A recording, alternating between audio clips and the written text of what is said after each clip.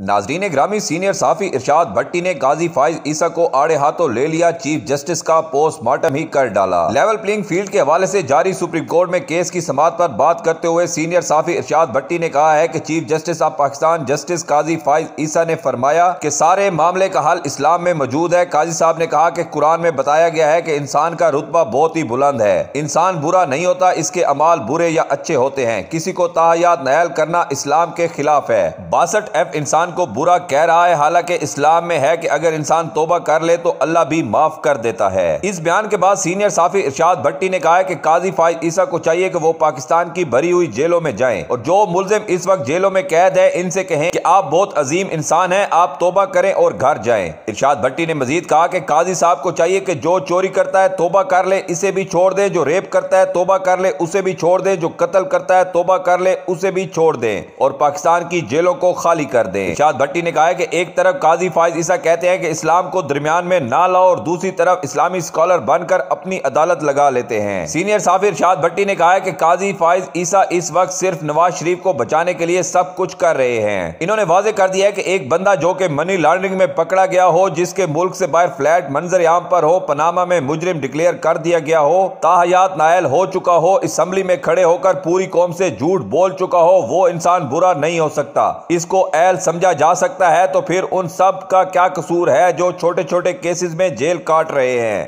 پھر پاکستان کی تمام جیلوں کے تالے کھول دینے چاہیے، ان تمام چھوٹے چھوٹے چوروں کو گھر جانے دینا چاہیے، کیونکہ جس ملک میں آپ بڑے چوروں کو ریلیف اور چھوٹے چوروں کو جیلوں میں ڈالیں گے تو اس